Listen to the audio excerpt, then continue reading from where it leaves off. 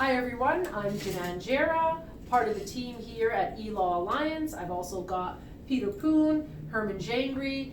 We're all lawyers here. Today's topic that we wanted to talk to you about is a little bit more detail about bail and specifically bail plans, plans for release. Please keep in mind we're not giving legal advice in this video. We'd be more than happy to provide that advice, but you're going to have to contact us directly for it. But today we wanted to talk about bail. We've had another video about bail and just a little bit of an overview. Bail in Canada is also referred to as Judicial Interim release.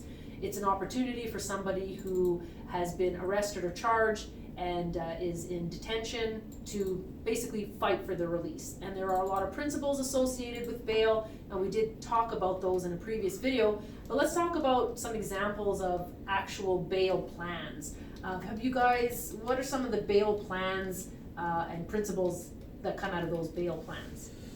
Yeah, and Janan, recently in December 18th, 2019, the criminal code actually had an amendment regarding this area of law. Funny enough, the criminal code calls bail judicial interim release. The word bail actually is not in the code at all, whether it's from the Americans or whether it's from TV. When we talk about bail generally, I think the first thing that you'll hear about is a release order now, that's what they're called, and a lot of people now are talking about what they call a ladder principle. A ladder principle, what does that mean? So think of it a ladder. What the Supreme Court has said, and now it's in the criminal code, is that a ladder principle is the form of releases that steps up as you are coming back before the court for another bail if you are already on a release order. What the court has said and what the criminal code is now saying is that at the beginning, if you've never had a criminal record, if you've never been arrested for any offenses, is that your release should be the least onerous form, so that the release order is not setting you up for failure, so to speak. So at the beginning, we mentioned this in the last video, is once you're arrested, the police has the discretion to release you on what they used to call promise to appear, or an undertaking. Basically is your promise to follow these conditions and show up on your court date, so that you will deal with the matter. Similar to when you're getting a traffic ticket, there will be a court date on there for you to appear in court. If the police do not use their discretion or cannot use their discretion to release you, you will be held for a judicial interim release hearing, bail hearing, in front of a justice of the peace. And justice of the peace represents the provincial court of Alberta, where they will determine whether you should be released pending your criminal charges. The latter principle is a principle that they look at whether there needs to be a step up from your previous release, or where the release should start with. At the very beginning, the initial release should be a release with a court date with no conditions. So basically is that you're promised you will be coming to court on the specific court date that's been assigned to you. A step up from that, as we kind of refer to as the ladder principle, a step up on the ladder is then a release with conditions. That you have conditions to follow on your release order, and that you will show up on a court date. One step up from that would be a release order with a promise to pay, with or without conditions again. And promise to pay is now it has a financial obligation. If you're not following the conditions, if you're not showing up to court, or if you find yourself in trouble again and arrested on new charges, the Crown can make an application to come after you for that financial obligation. And then as we step up on the ladder principle, there will be a cash involved and a surety. Surety is someone or something that you will promise to the court that you're going to be following the conditions. We'll start with surety as a person. That person basically, in summary, is the supervisor of you while you're in the community. They'll have to make sure that you're following all the conditions, and if you do suspect that you're breaching them, they have the obligation to let the court know, let the police know, or else there will be consequences for them. There are other things that you can put as a surety, things of asset, houses, cars, anything that you own or value, the court can consider. This is really just to kind of motivate you in terms of keeping you following those conditions and making sure you go to court.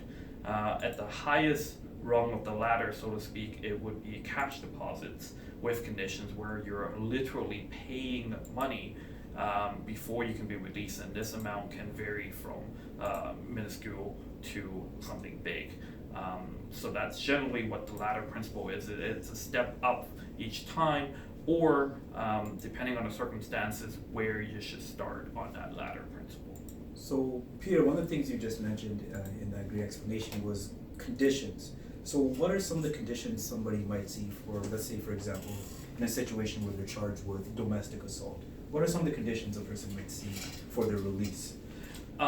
For a domestic assault, the very common ones that we're seeing now, and these are some of the examples, as all of the release order conditions are tailored to the circumstances, and their goal is, for one, to ensure that you're coming to court, to ensure that there's a low risk of you reoffending, as well as protecting the complainant, victim, or alleged victim, as well as the public. In a domestic violence situation, the common ones really come up would be no weapons and no firearms. Basically what they're trying to do is lower the risk that you're going to have anything that could harm the alleged victim. A lot of times they will place no contact orders, as well as no go or conditions. Basically, you're not allowed to go to a certain residence or employment of the alleged victim, as well as not to have any contact with them directly or indirectly, except there are exceptions, usually for court appearances or through your legal counsel. What they're trying to do with this is to try and cool everybody down, prevent further communication or contact between the parties, so that the charges can be dealt with properly, and there is no further fear of the alleged victim that the alleged offender is going to further harm them. Some of these are just examples of the conditions that we'll see. However, really they're all specific to the circumstances and to the alleged offender. So you talked about, Peter, for domestic violence related bail plans, no contact conditions are common, no goes, no weapons. What if somebody were charged with a drug offense or trafficking in drugs? Would the bail plans look similar? Again, all of the bail plans or release orders are going to be circumstantial, depending on the circumstances of what the alleged facts are. What we see in commonly for drug offenses is an abstinent clause. Basically, you're asked to abstain from all non-prescribed drugs. However, we have to be careful with that term, because a lot of drug offenses are people who unfortunately are struggling with addiction issues, and if we're imposing that and they're working through their addictions, it's very likely that that person is going to breach. So, and the Supreme Court of Canada, as well as the Criminal Code now, is alerted to that fact that we shouldn't be setting up release conditions to set people up for failure. That's not the point of release orders. So really, when you're going through the bail hearing, you need to let the justice of the peace know, or your lawyer know, whether you have addiction issues, so that they can address that properly, because there are other conditions that we can look at that allows you to still be released and on these drug offenses, and not be have a high probability of breaching them, and that can still address the concerns that the court will have in terms of the drug offenses. One common one we see for drug trafficking offenses as a release order would be a cell phone condition. Because what they believe is if you have multiple cell phones, that's an indication that you're trafficking illegal substances or illicit substances. And so they try and limit you to one electronic device so that you're not, again, lowering the risk that you will reoffend again. Just from these two kind of charges alone, you can see there's a varying degree of conditions that the court has to place upon you once you're on your release order to kind of really address what the real issue is. And we have to keep in mind that these orders and these conditions has to start the lease owners, and we can't just be throwing a blanket condition on for everyone. So the conditions have to make sense depending on the circumstances of each case. Yes, absolutely, and I think that's the important part is everybody's condition will likely be different. There may be some that overlap.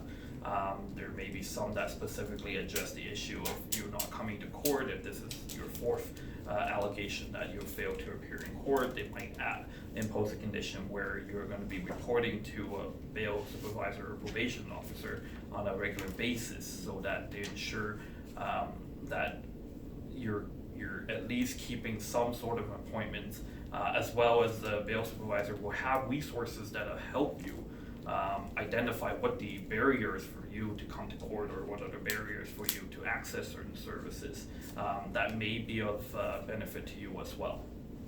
That's some great information. I think my only tip would be if you are looking to come up with a bail plan, if you're fighting for your own release, consider hiring any one of the three of us, because we definitely have experience in being able to come up with pretty solid bail plans. So I think that's it for this video. Thanks for joining us. Thank you. Thank you.